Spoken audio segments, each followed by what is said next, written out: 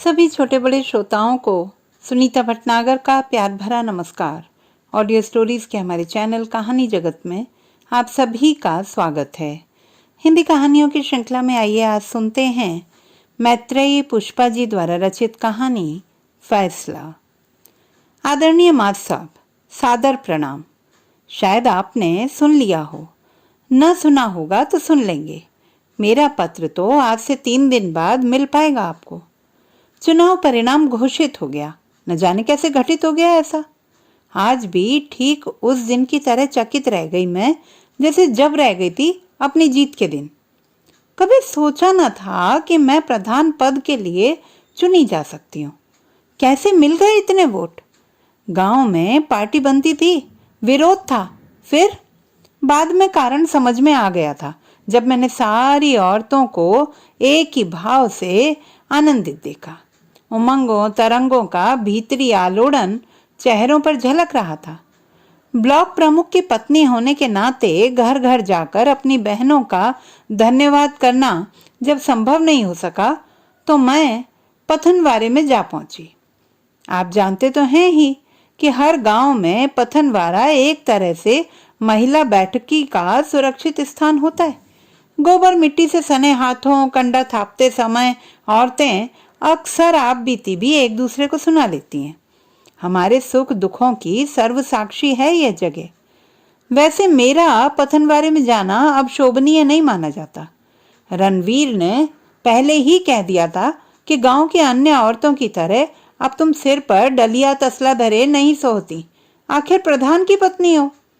वे प्रमुख बने तो बंदिशों में कुछ और कसावट आ गई, और जब मैं स्वयं प्रधान बन गई तो उनकी प्रतिष्ठा कई कई गुना ऊंचे चढ़ गई।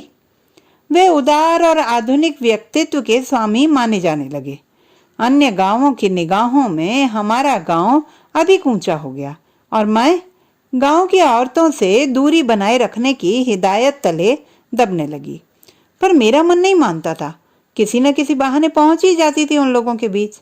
रणवीर कहते थे, अभी तुम्हारी राजनीतिक उम्र कम है वसुमती, परिपक्वता आएगी तो स्वयं चल निकलोगी मान सम्मान बचाकर। ईश्वरीय बकरियों का रेवड़ हाँकती हुई उधर ही आ निकली थी। आप जानते होंगे, मैंने जिक्र तो किया था उसका कि वह कितनी निश्चल और कितनी मुखर है। यह भी बताया था कि मैं और वह इस गांव में एक दिन ही ब्याह कर आए थे। आप हंस पड़े थे मात साहब, यह कहते हुए कि नेह भी लगाया तो गड़रिया की बहू से। वाह वसुमती, बड़ी चौचीती नजर है उसकी। जब तक मैंने घूंघट उलट कर गांव के रूख पेड़ों घर मकानों गली मोहल्लों को निहारा ही था, तब तक उसने हर द्वार देहरी की पहचान कर ली थी। हर आदमी को नाप जोख लिया था। शर्माना सकुचाना नहीं है ना उसके स्वभाव में। गांव के बड़े बुजुर्गों के नाम इस तरह लेती है वह जैसे कि उनकी पुरखिन हो। ऊंच नीच नाते रिश्ते जात कुजात के आडंबरों से सर्वथा मुक्त है वो। वह खड़ी खड़ी आवाज मारने लगी, ओ बसुमतिया, रन्ना की, रणवीर की दुल्हन, ओ पिरमुखिनी। सब हंस पड़ी। बोली, वसुमती, लो आ गई सबकी अम्मा दादी। टेर रही है तुम्हें, हुंकारा दो प्रधान जी। वह हाथ में पकड़ी पतली संटी फटकारती बकरियों को पिछयाती हुई हमारे पास ही आ गई। झमक कर बोली, प्रधान हो गई हो अब तो, चलो सुख हो गया। किसी ने खास ध्यान नहीं दिया। संटी उठाकर जोर से बोलने लगी, सब जने सुनो, सुन लो कान खोल के। बरोबरी का जमाना आ गया। अब ठटरी बंधे मर्द मारा कुटी करें, गाली गलौज दें, मायके ना भेजें, पीहर से रुपया पैसा मंगवावें, क्या कहते हैं कि दायजे के पीछे सतावें, तो बहन सूदी चली आना बासुमती के ढेंग। लिखवा देना कागज, करवा देना नटुओं के जेहल। ओ बसुमतिया, तू रणवीरा की तरह अन्याय तो नहीं करेगी ना? कागज दाब तो नहीं लेगी?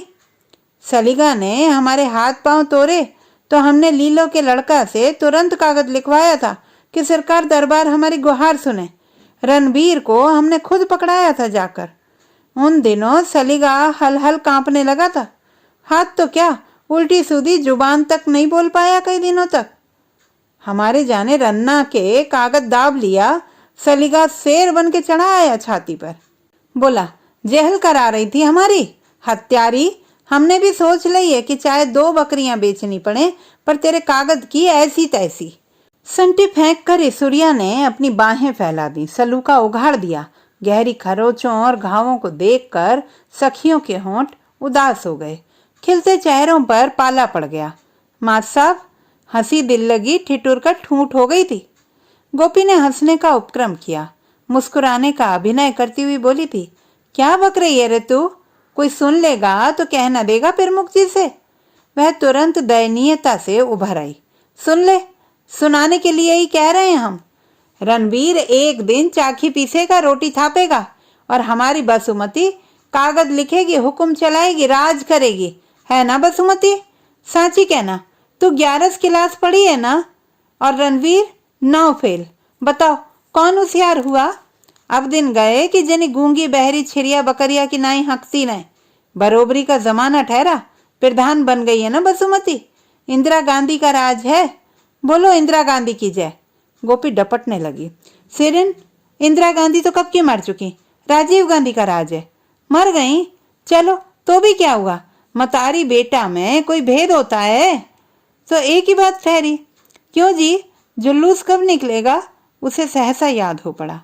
रन्ना प्रधान बना था तब कैसी रौनक लगी थी, मारा पहनाई थी, झंडा लेकर चले थे लोग। रन्ना ने तो कंधा कंधा चढ़ के परिक्रमा की थी गांव की। स्वरूपी ने उसे फिर समझाया।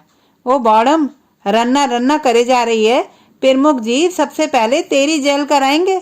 उसने लापरवाही से सिर झटका। लो सुन लो स्वरूपिया की बातें। रन्ना क्या तेरा ससुर गजराज भी नहीं कर सकता हमारी जेहल? तेरा जेठ पन्ना भी नहीं कर सकता है ना बसुमती?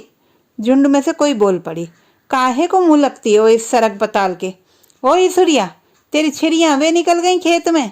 ओ मोरी दैया, वह संटी फटकारती हुई दौड़ने लगी। सवेरे की नाम रसोई के उठले पर रही होगी। चूल्हा जलाकर मैंने तवा रखा ही था, हाथ आटे में सने थे। कोई छाया सी द्वार पर नजर आई। सही अनुमान लगाती तब तक तो आवाज आने लगी। ओ बसुमती, बसुमतिया। ईश्वरिया थी। पंचायती चौतरे पर दुर्गा बैठा है, पन्ना देख रहा है। तेरी सौ बसुमती, सारे पंच तेरी प्रतीक्षा में हैं। वह खुशी से खिल रही थी। मैंने तुरंत कुसुमा को बुलाया। वह बोली, तुम जाओ भाभी, हम बना देंगे रोटी। सभा में जाने लगी तो औरतें किवाड़ों की झिरी से झांकने लगी, शायद यह देखने के लिए कि मैं घूंघट डालकर जा रही हूँ या पर्दा त्याग कर।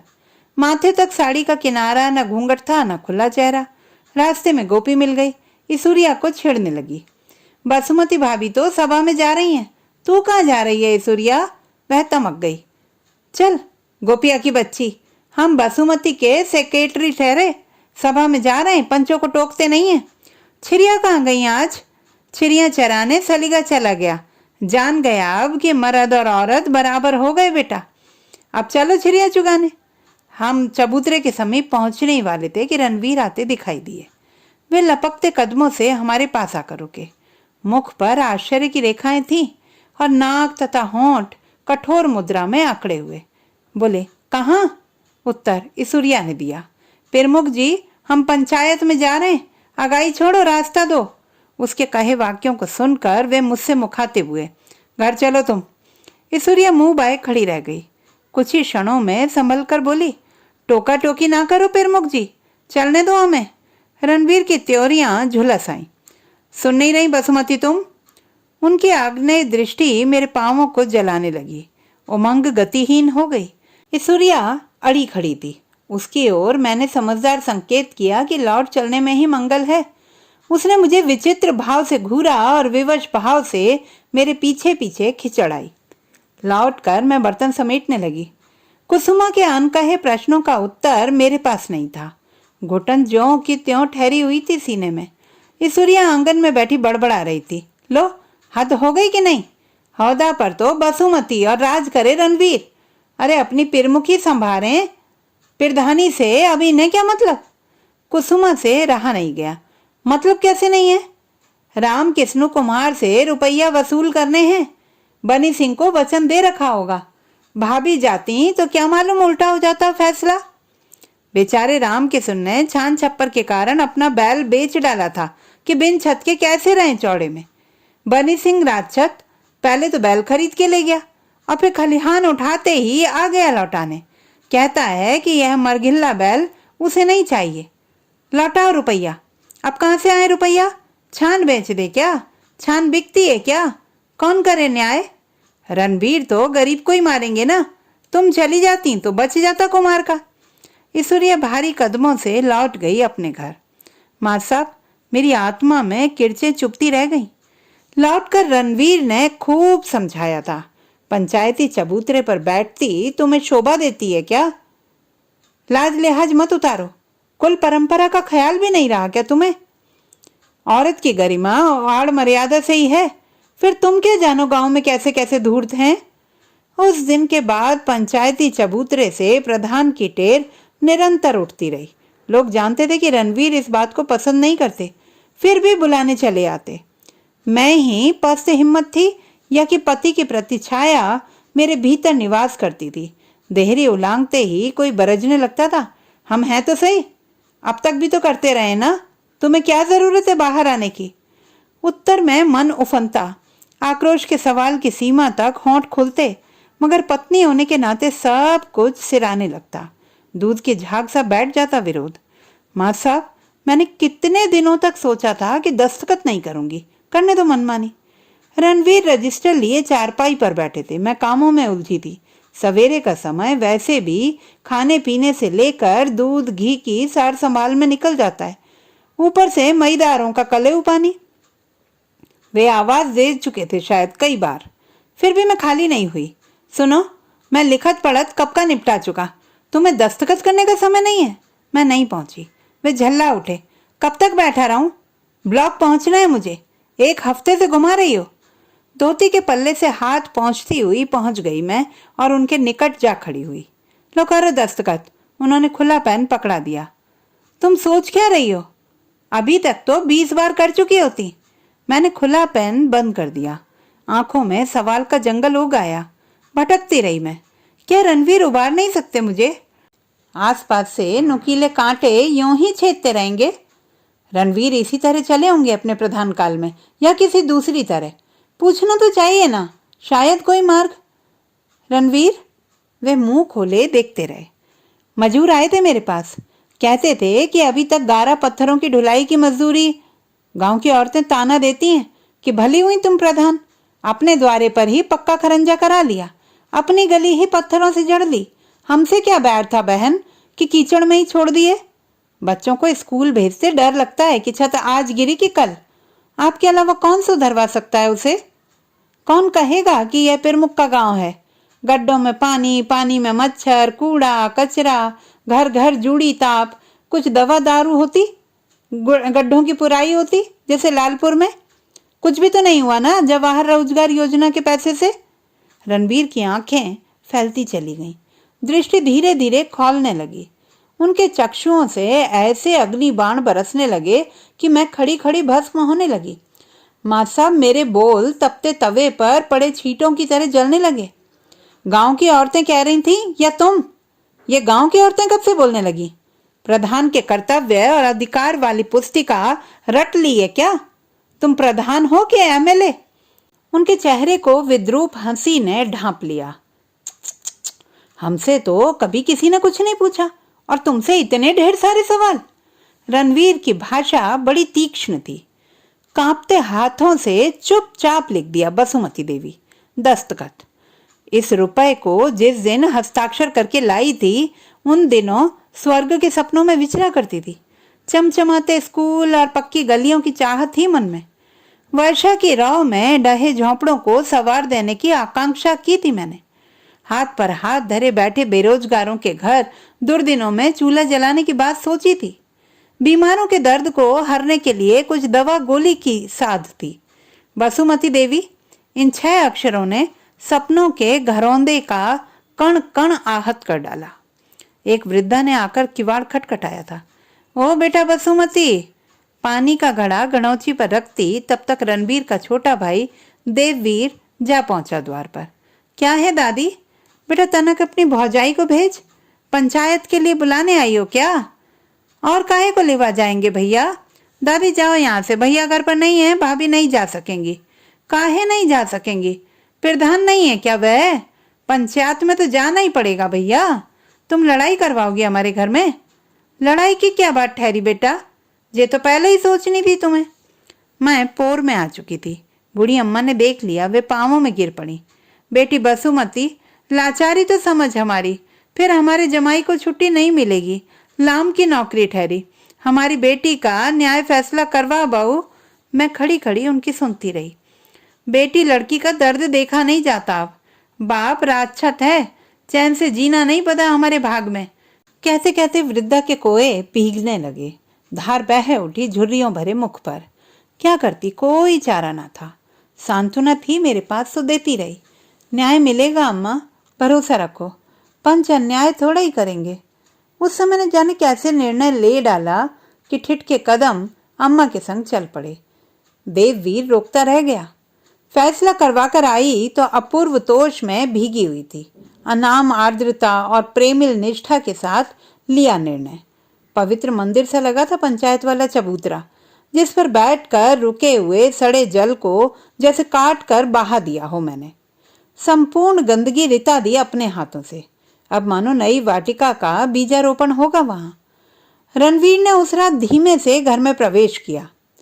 उनका गंभीर चेहरा दहला देने की हद तक विध्वंसात्मक हो उठा था। मेरे कलेजे को जैसे कोई खुरों से खूंदने लगा। सनसनाती निस्तब्ध रात में उनका स्वर धीमे से ही बहा, लेकिन भीतर घुला जहर मुझे आपाद मस्तक नहलाता चला गया। कचहरी करने का इतना शौक था तो बाप से कहकर वकालत पढ़ ली होती। बार बार मना करने पर भी मुझसे जवाब नहीं बना उनके कहे वाक्य का। यह रोज रोज की नौटंकी, रात दिन की नाटकबाजी, बताओ कब बंद करोगी? रणवीर ने घर के शून्य में विस्फोट किया था। डर के कारण घिग्गी बनने लगी। लगा कि पूरी देह में कंपन की लहरें उठ रही हैं। अनायास ही बोल पड़ी मैं। अपने आप नहीं गई थी मैं। अम्मा और उनकी बेटी बुलाने आई थी। हरदई का दुख कौन नहीं जानता? सबसे ज्यादा तो तुम ही जानती हो। हरदई गिड़गिड़ा रही थी। कहती थी कि रणवीर भैया नहीं समझेंगे मेरी पीर। तुम औरत हो भाभी, मेरा दुख समझो, न्याय करो। पति की लाम की नौकरी है, छुट्टी अब 2 साल बाद ही मिल पाएगी। पूरे 7 साल निकल गए इसी तरह। हमारे दादा तो सोचते हैं कि मुझे भेज दिया तो दामाद 1 पैसे का मनी ऑर्डर नहीं करेगा। ताले में बंद कर देते हैं मुझे, इनसे मिलने नहीं देते। अम्मा किसी तरह खोल दें तो पता चलता है घर में हड़कंप मच गया। गंदी गंदी गालियां। 3 बार शहर जाकर खत्म कराया है पेट का बच्चा। तुमने देखे भाभी ऐसे पिता? अब की बेर बचा लो, इनके संग भिजवा दो। तुम्हारा जस नहीं भूलूंगी भाभी, जन्म भर। हरदई रो उठी थी। मैंने उसकी गुहार फिर भी नहीं सुनी। यही सोचती रही कि काश तुमने फैसला कर दिया होता। वे आंखें गाड़ कर बोले, कैसा फैसला? जैसा तुम करके आई हो। जंगल में रह रही है हरदई। बेटी आप घर कि बाप घर? वह मल्टेरिया कहाँ रखेगा उसे? कहीं भी। दोनों में प्रेम है तो क्या घर और क्या वन। वे झटके से उठ पड़े। तो मैं रोक रहा हूं उसे? सारी थरथराहट के बावजूद न जाने कैसे शब्द होंठों से झड़ पड़े। मैंने तो सुना है कि उसे हाकिमों के पास उनकी हवस पूरी करने को। अच्छा, उनकी जीभ लपेटा खाने लगी। तुमने यह नहीं सुना कि उसके नालायक भाई की नौकरी कैसे लगी? तुम्हें यह नहीं बताया कि उसका बाप सीमेंट की दलाली निधड़क किसकी कृपा से कर रहा है? कि पक्का मकान कैसे उठाए? किस हेतु की हिमायत पर हो रहे हैं सारे काम? मेरा तो उसमें कोई लाभ नहीं। तुम तो सारी कथा जानते हो। फिर क्यों नहीं छुड़ाते उसे उसके बाप के फंदे से? तुमने छुड़ा तो दी मेरे खिलाफ फैसला इस तरह छीछालेदार करके। मेरा ऐसा कोई इरादा नहीं था। फिर उस दिन कैसा इरादा था जब राम सिंह को पुलिस पकड़कर ले जा रही थी? क्यों भागी थी पुलिस वैन के पीछे पागलों की तरह होश खोकर? क्या कहते होंगे दरोगा जी? क्या सोचते होंगे लोग? यही कि प्रमुख की पत्नी का ऐसा कंजर तरीका। शर्म से गड़ ना गया मैं? आगे ये नाटक रचे तो समझ लेना। सुनो, राम सिंह दोषी नहीं था, निर्दोष को सजा। वे क्रोध से कांपने लगी। सुन ले और समझ ले अपनी औकात। मजबूरी में खड़ी करनी पड़ी थी तू। मैं 2 पदवी नहीं रख सकता था एक साथ। सोचा था पत्नी से अधिक भरोसेमंद कौन होगा। उनके चेहरे पर भरोसेमंद शब्द कहते हुए जहरीली हंसी उतर आई जो मेरे कलेजे में धार करती चली गई। वह पूस की ठंडी रात थी, शिला की तरह जमा देने वाला शीत। मैं बाहर ही बैठी रही। ठिठुरन से मुख घुटनों में गाड़ लिया। हाथ पांव सुन्न होने लगे थे। मन बड़ा अस्थिर था। लगा कि इसी समय यह घर, यह गांव, यह धरती आसमान त्याग जाऊं, कहीं चली जाऊं। आधी रात निकल गई होगी। उसी धुंध में लगा कि परछाई निकट को सरकती चली आ रही है। पैछर पर चेहरा उठाकर देखा, रणवीर थे। वे समीप आ बैठे, सिर पर हाथ फेरते हुए मनोहार करने लगे। चलो भीतर, सो चलकर, ठंड बहुत है, कहा मानो। धोती झाड़ती हुई मैं बुत की तरह उठ बैठी, अकड़ी हुई सी। न विरोध करने की इच्छा हुई, न उलाहना देने की आत्मीयता जागी। अरागात्मक भावना के चलते अपने आप को ढकेलती रही कमरे के भीतर। वे समझाते रहे, पति पत्नी में कोई अंतर नहीं होता है। पगली एक दूसरे के लिए जीते मरते हैं।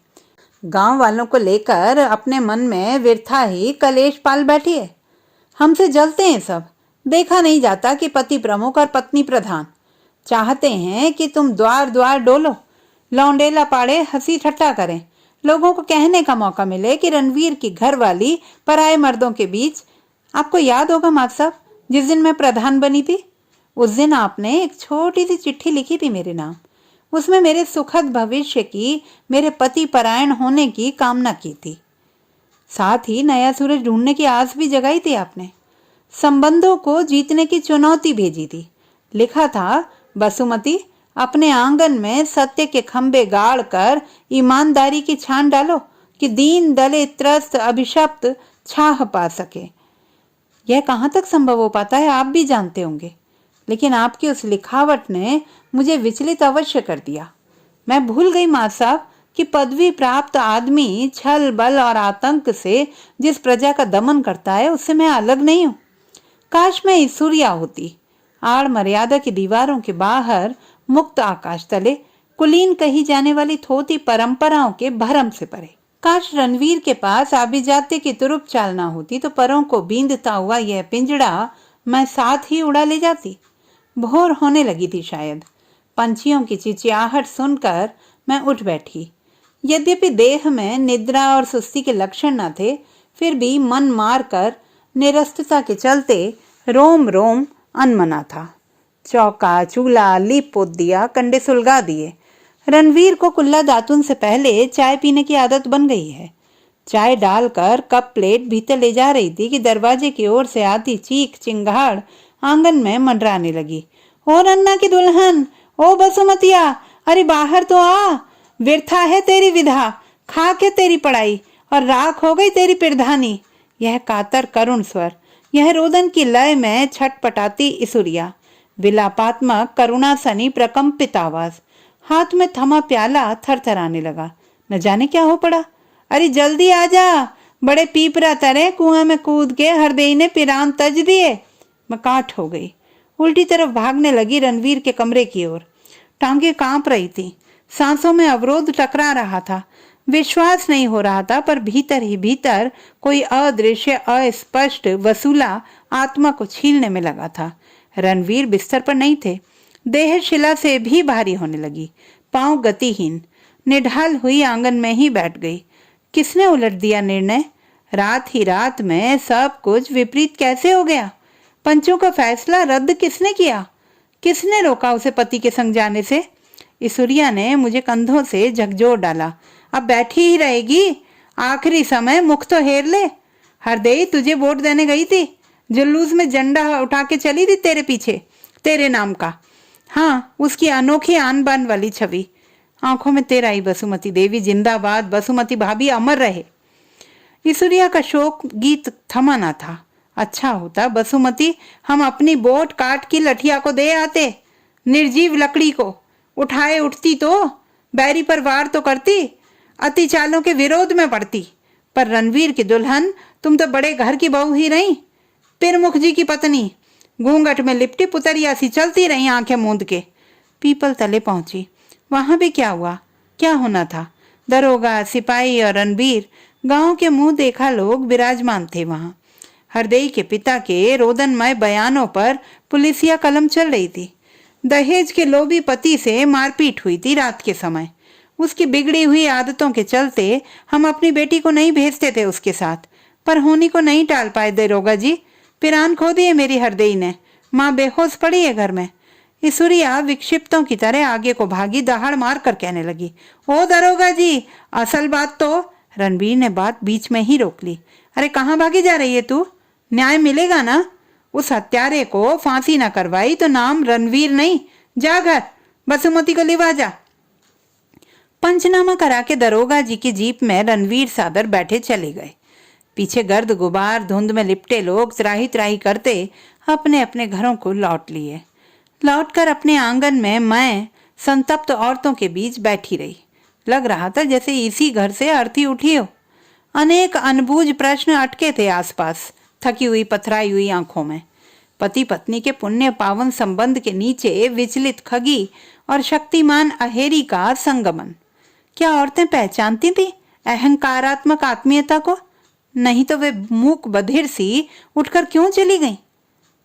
प्रश्न न कोई प्रति प्रश्न। समय बीतता गया। प्रमुख का चुनाव फिर आ गया। रणवीर फिर प्रत्याशी थे। उन्हें दम लेने की फुर्सत नहीं थी इन दिनों। मेरे पास भी घर भीतर का काम बहुत अधिक था। सुबह से जला चूल्हा रात तक ही बुझ पाता। फिर भोजन के अतिरिक्त खाट बिस्तरों का प्रबंध। आवाजाही के चलते ब्याह सा मचा था घर में। रणवीर कहते हैं गांव का आदमी इतना भोला नहीं जितना समझा जाता है। फिर वह जो राजनीति के चक्रव्यूह भेद चुका हो, वह पारंगत तो शहरी नेताओं को पटखनी खिला दे। एक एक प्रधान का नखरा साधना था रणवीर को। मेरे ख्याल से तहसील भर के प्रधानों ने हमारे घर आकर जोहार किया था रणवीर को।